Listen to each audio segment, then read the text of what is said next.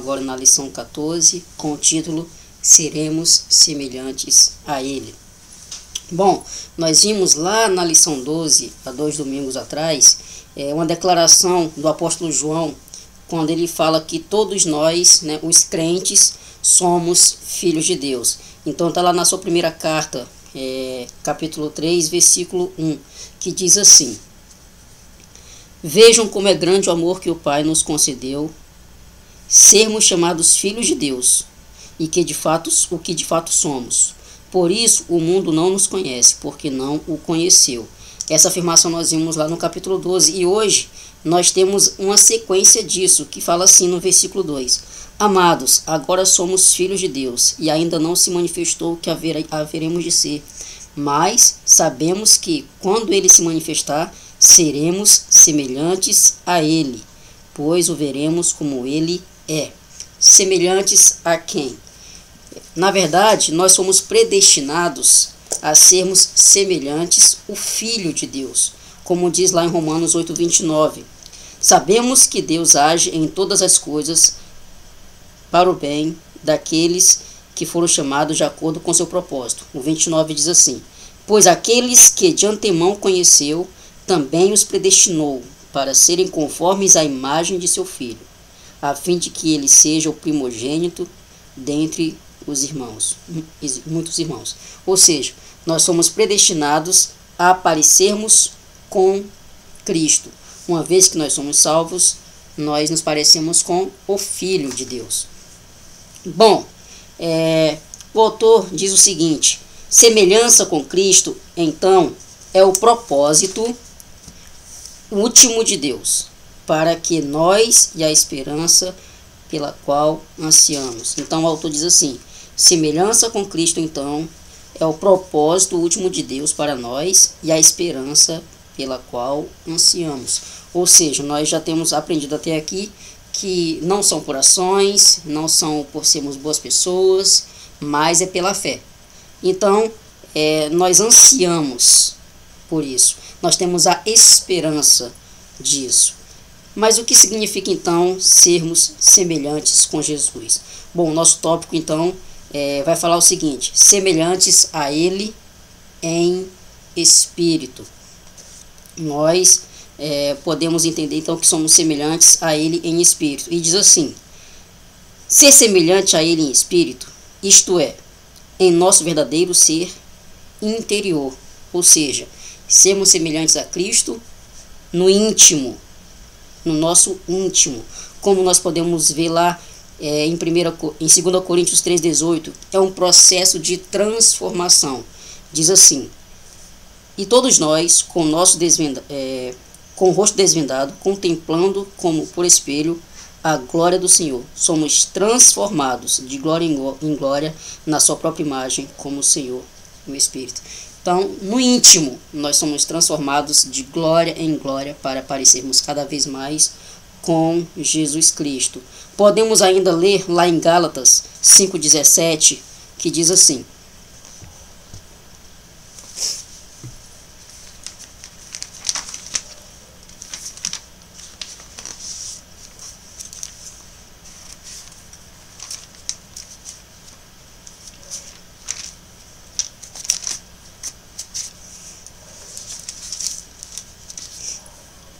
na minha versão NVI: pois a carne deseja o que é contrário ao Espírito, e o Espírito que é contrário à carne. Eles estão em conflito um com o outro, de modo que vocês não fazem o que desejam. Então, essa semelhança com Cristo está em espírito, porque nossa carne continua desejando aquilo que era desejo nosso pelo pecado. Então, mesmo que a gente seja transformado em espírito, mesmo que a gente se assemelhe a Cristo em espírito, nossa carne ainda está em luta contra o pecado. E esse pecado, essa luta ainda habita em nós. O Jonathan usou anteriormente também, em uma das lições, o exemplo de como se existissem 2 cachorros dentro da gente, onde a gente alimenta um ou outro. Então nós temos essa questão de alimentar aquilo que é em espírito, mas a gente sabe que o outro ainda existe. Quem vai vencer essa batalha? Aquele que a gente alimentar mais. Então a gente deve alimentar sempre mais o espírito, para que a luta contra a carne seja vencida. Bom, existe então esse conflito interno, contínuo, entre duas forças, para que a gente possa decidir alimentar mais aquilo que é espiritual, para que a gente vença mais aquilo que é carne. E assim a gente consiga se manter firmes, mais parecidos com Cristo em espírito. Bom, Romanos 7:21 diz o seguinte também.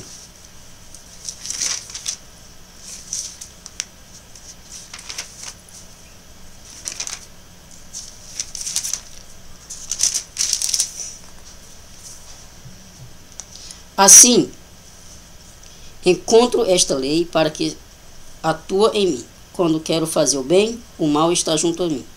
Ou seja, essa questão da luta contra o pecado, da luta contra a carne, para que a gente faça de fato aquilo que é agradável aos olhos de Deus. Vamos ler também o que Hebreus vai falar sobre essa questão de semelhança a Ele em espírito, né? Sobre lutarmos contra nossos pecados e estarmos mais parecidos com o Filho de Deus, lutando contra a carne. O que o Hebreus vai falar sobre isso? Vamos abrir então também Hebreus. Hebreus 12, versículo 24.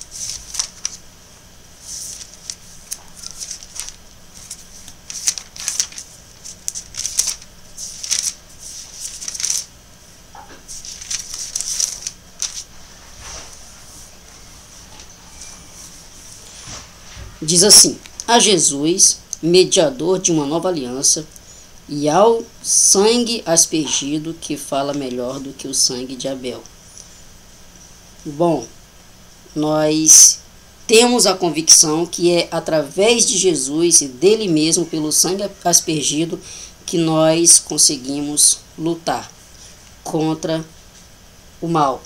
Nós ansiamos ser libertos dessa guerra.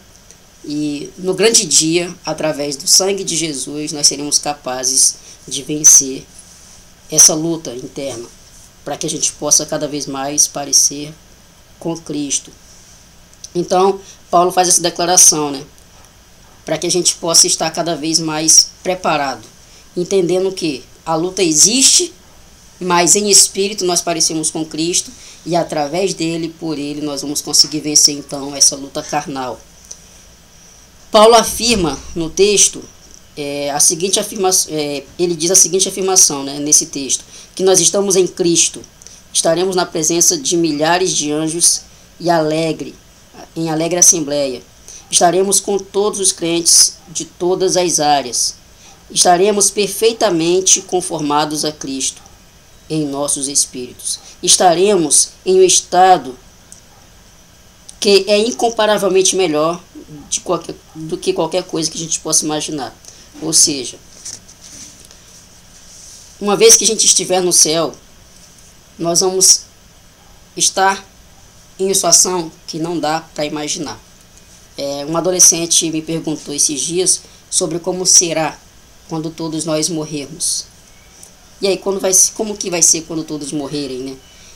Eu falei, cara, o que a Bíblia fala sobre a morte é que quem está com Cristo vai para o céu, quem está sem Cristo vai para o inferno. E nós temos a eternidade clara, que o céu é o paraíso, onde nós teremos novos corpos e regenerados, não haverá mais sofrer, não haverá mais pecado. Em contrapartida, no inferno será totalmente contrário. Mas a gente imagina o céu de uma forma, com base naquilo que a gente já viveu, só que é algo que a gente não espera. Então o autor também dá a seguinte observação: é difícil para nós visualizarmos uma existência no céu sem o benefício de nossos sentidos físicos, ou, nesse caso, de um cérebro físico. No entanto, precisamos lembrar de Deus, que Deus existe eternamente, sem um corpo físico. E até mesmo os anjos aparentemente existem apenas em espírito.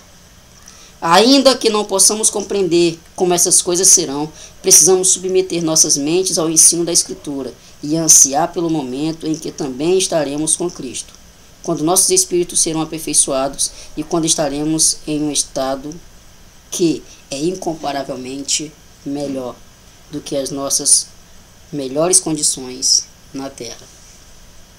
Tudo que a gente possa imaginar como será o céu não se compara o que realmente será.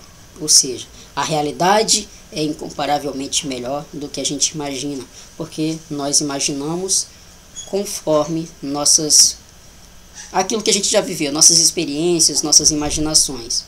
Mas o céu será muito melhor. Nós não conseguimos imaginar como será o céu. Então nós seremos semelhantes a Ele em espírito, porque nossos pecados já foram limpos por Cristo na cruz, quando Ele morreu na cruz, mas nós teremos corpos regenerados e em espírito seremos iguais a Ele. Nosso próximo tópico, então, nosso regresso ao lar, ou seja, nós vamos dar sequência, então, nesse novo tópico aí.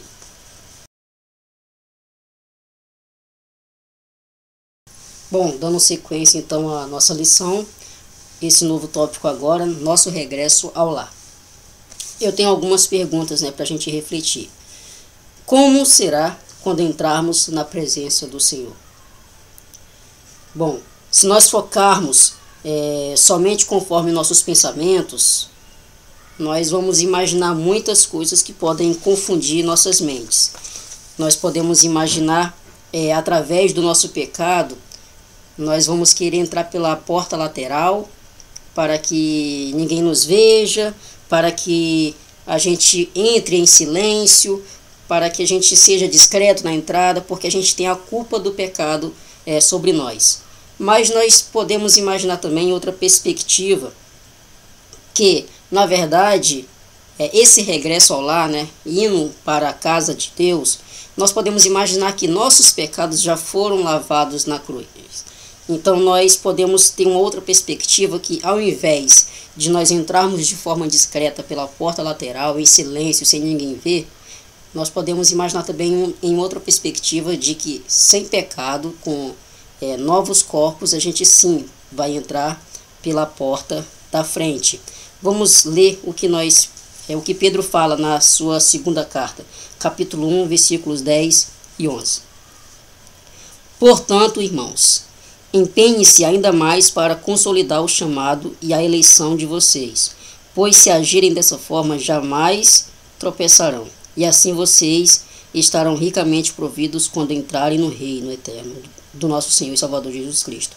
Ou seja, nós precisamos ter certeza que nós somos salvos e que nossos pecados não vai nos envergonhar quando nós chegarmos no céu, porque já fomos libertos dele. Então aquilo que pode causar culpa, aquilo que pode causar vergonha de estarmos à frente, aquilo que nos faz tropeçar, na verdade, nós já temos um novo corpo regenerado, sem pecado, sem dor. E isso vai nos fazer então entrar pela porta da frente, sendo recebido com festa, com alegria, onde nós vamos deixar os pecados para trás, esquecer tudo isso que nós já vivemos e agora vamos ser recebidos com glória. Não porque nós merecemos, mas porque Jesus morreu por nós. Bom, uma vez que a gente confirma essa eleição, essa vocação de salvação, nós já temos uma entrada amplamente suprida no reino de Deus. Então, não precisa ter vergonha e entrar pela porta do lado. Podemos ficar cientes disso e ter total certeza de que nossos pecados não vão nos envergonhar ao ponto de entrarmos pela porta lateral. Vamos pensar em um modo conforme nossas imaginações, mas não será pela porta lateral, e sim pela porta da frente. Mas isso trata-se, não é de uma ação nossa. Não é por causa das nossas ações que tudo isso vai acontecer, mas porque o próprio Cristo Jesus já nos permitiu isso com sua morte e ressurreição lá na cruz. Nós somos criaturas libertas pelo sangue de Cristo. Nós somos novas criaturas em Cristo Jesus. Por isso é que nós entraremos pela porta da frente. Vamos ler o que Paulo fala em 2 Coríntios 5,17.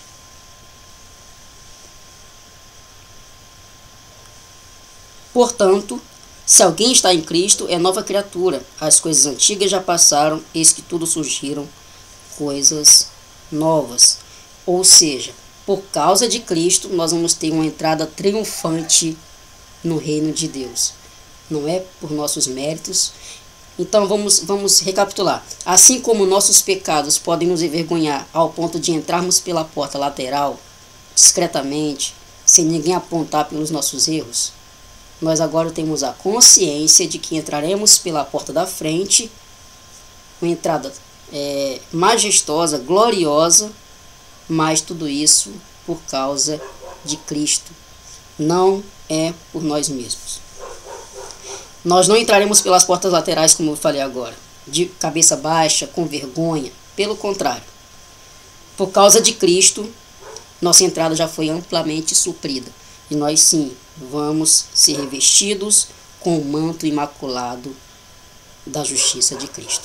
E por isso nós teremos uma entrada então gloriosa no reino de Deus.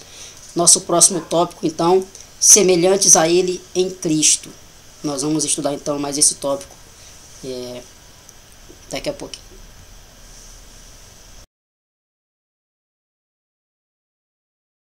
Semelhantes a Ele em corpo.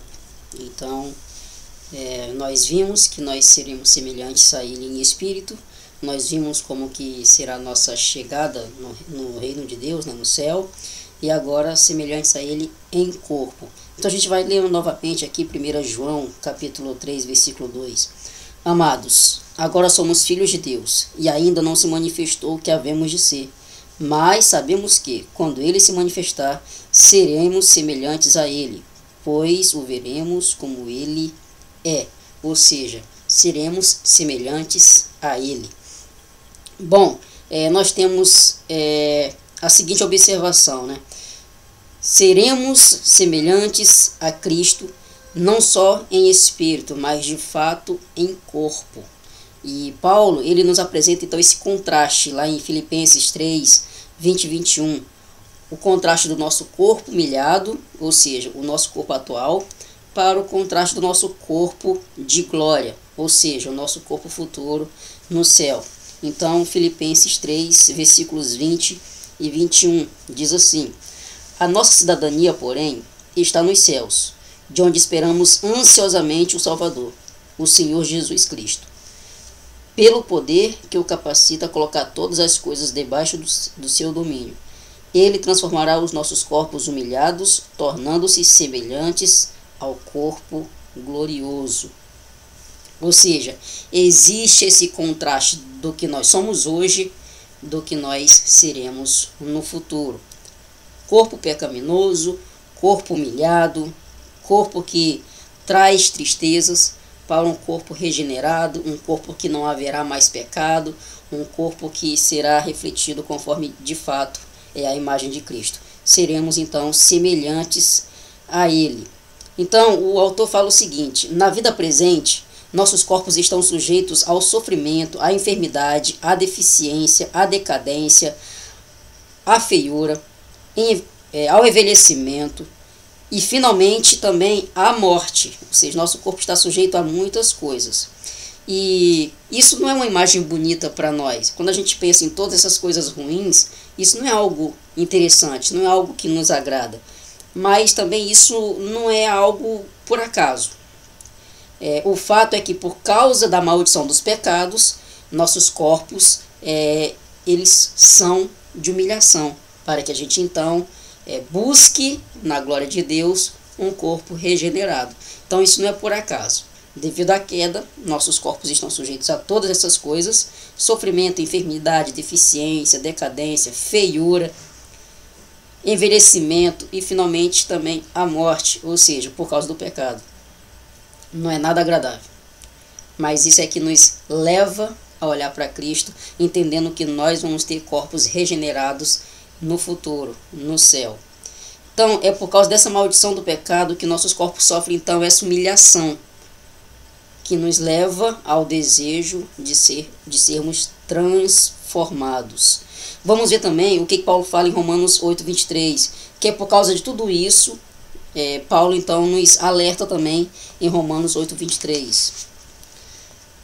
Diz assim na minha versão NVI: e não só isso, mas nós mesmos, que temos os primeiros frutos do Espírito, gememos interiormente, esperando ansiosamente nossa adoção como filhos, a redenção do corpo. Ou seja, por causa desse pecado, por causa desse corpo humilhado, nós desejamos ansiosamente, por Cristo, termos nossos corpos transformados, para de fato nós termos o corpo parecido com o dele. Esse conflito, né, entre nossa natureza pecaminosa e nossas lutas externas com os nossos corpos, isso nos traz nos afligem, na verdade, né? Isso nos aflige de muitas formas, mas isso não é algo comum, simplesmente aconteceu. Isso tem um propósito final, e esse propósito final, Paulo continua falando no versículo 24 lá do capítulo 8, o seguinte: pois nessa esperança fomos salvos, mas esperança que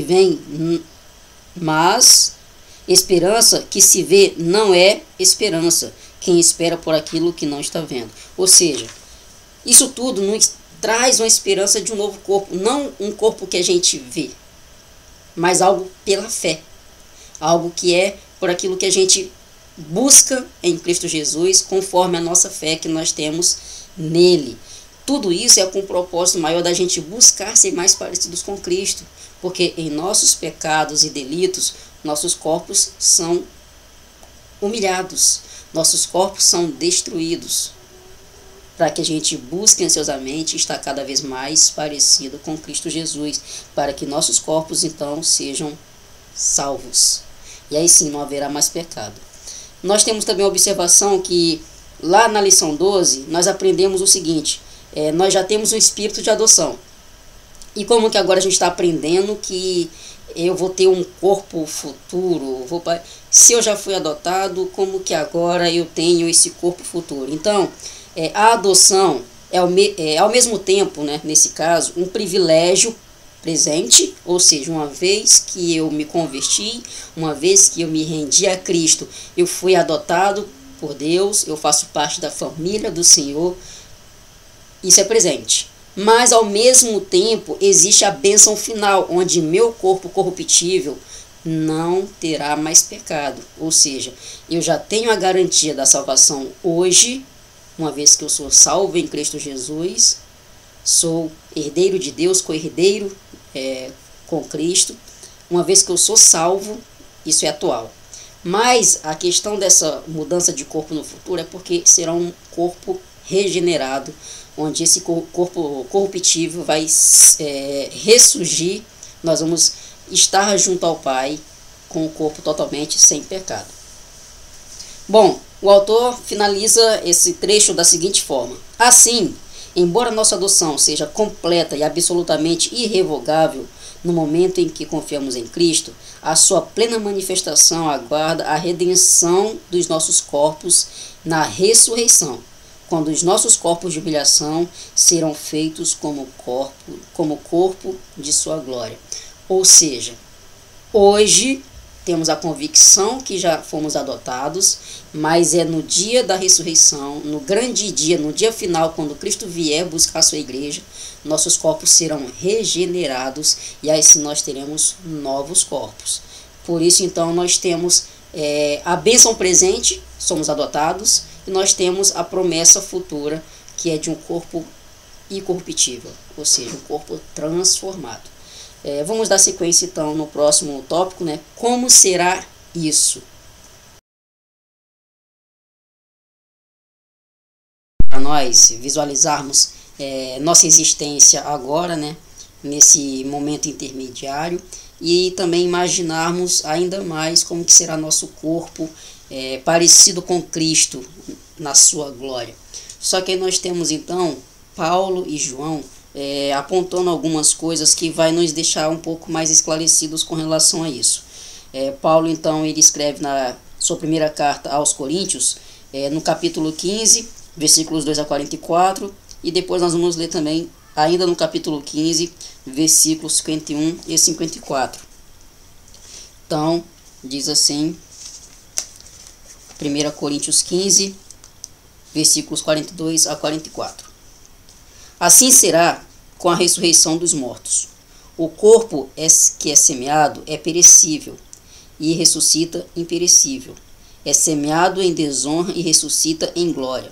É semeado em fraqueza e ressuscita em poder. É semeado em corpo natural e ressuscita um corpo espiritual.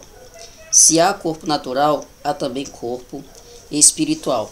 Ele então dá sequência lá no versículo 51. Eis que eu digo um mistério. Nem todos dormiremos, mas todos seremos transformados. No momento, no abrir e fechar de olhos, ao som da última trombeta, pois a trombeta soará, os mortos ressuscitarão, incorruptíveis, e nós seremos transformados. Pois é necessário que aquilo que é corruptível se revista de incorruptibilidade, e aquilo que é mortal se revista de imortalidade. Quando, porém, o que é incorruptível se revestir de incorruptibilidade, e o que é mortal de imortalidade, então se cumprirá a palavra que está escrita: a morte foi destruída pela vitória. Paulo aqui nesse caso, então, ele está enfatizando sobre a diferença entre o corpo natural e o corpo imortal. O nosso corpo que está mais parecido com Cristo. Mas ambos são corpos. Um é natural, mortal, e o outro incorruptível, imortal. Então Paulo dá essa ênfase de que existe essa mudança entre nossos corpos. Então vamos ver também o que João está falando lá em Apocalipse. Apocalipse 21, versículos 3 e 4, e depois Apocalipse 22, versículos 3 e 5. Então 21, 3 e 4. Diz assim: Ouvi uma forte voz que vinha do trono e dizia: Agora o tabernáculo de Deus está com os homens, os quais ele viverá. Eles serão os seus povos. O próprio Deus estará com eles e será o seu Deus. Ele enxugará dos seus olhos toda lágrima. Não haverá mais morte, nem tristeza, nem choro, nem dor, pois a antiga ordem já passou. Vamos ver o que ele diz lá no capítulo 22, versículos 3 e 5.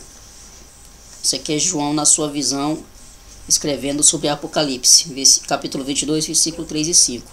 Diz assim, 3 a 5, perdão.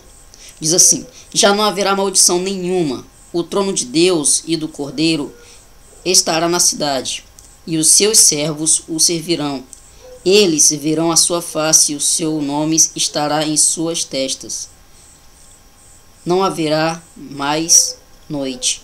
Eles não precisarão de luz de candeia, nem de luz de sol, pois o Senhor Deus os iluminará, e eles reinarão para todo o sempre.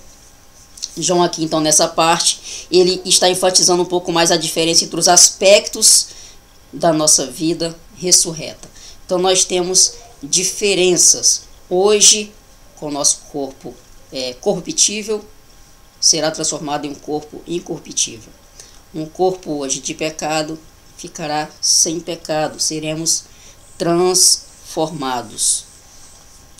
Bom, nós temos aqui uma observação do autor que eu achei muito interessante, que diz assim: os crentes que passaram para além desta vida, os crentes que passaram para além desta vida estão agora com o Senhor e são aperfeiçoados em seus espíritos. Ou seja, nós ainda estamos com nossos corpos corruptíveis, ainda pecadores. Mas aqueles que já morreram, aqueles que já não estão mais entre nós, aqueles que já estão com o Senhor, ele já então tem o seu corpo aperfeiçoado em espírito. Se Cristo não voltar primeiro, todos nós que estamos agora lendo estas palavras, nos juntaremos a ele um dia. Ou seja, se ele não voltar primeiro, quando nós morrermos, estaremos com ele, junto com aqueles que já foram.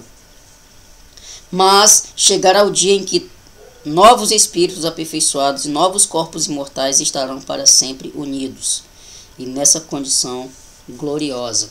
Ou seja, haverá o dia em que de fato haverá a transformação de todos os corpos. Ou seja, aqueles que já morreram, aqueles que morrerem até a vinda de Cristo, a segunda vinda de Cristo, todos esses já passaram pelo processo de incorruptibilidade, ou seja, os corpos transformados já estão com o Pai. Mas haverá também um momento em que Cristo virá e aqueles que estiverem aqui também serão transformados. Aqueles, no caso, que pertencem ao reino de Deus, aqueles que já tomaram a decisão mais importante da sua vida, que é se render aos pés de Cristo na cruz.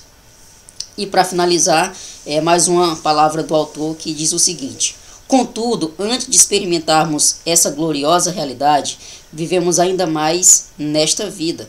Durante a nossa estada aqui, não devemos apenas esperar pela nossa esperança no céu, mas também estar empenhados ativa e vigorosamente em nos tornarmos mais semelhantes a Cristo e em estender o governo de seu reino. Ou seja, qual é o papel do cristão até aqui? Bom, nós temos a certeza que já fomos adotados por Deus através da morte de Cristo na cruz. Nossos pecados foram lavados pelo sangue de Cristo, ou seja, já fazemos parte da família de Deus. Nós temos esse aprendizado agora na lição 14, onde não só adotados, mas nós temos a promessa de um corpo regenerado, ou seja, transformados sem pecado. E nós temos a esperança então do céu, da vida eterna, ao lado de Deus Pai e de Jesus o Filho e também Espírito Santo. A Trindade, nós vamos estar junto com a Trindade, nós vamos estar junto com Deus, essa é a verdade. Mas o que fazer então aqui agora na Terra?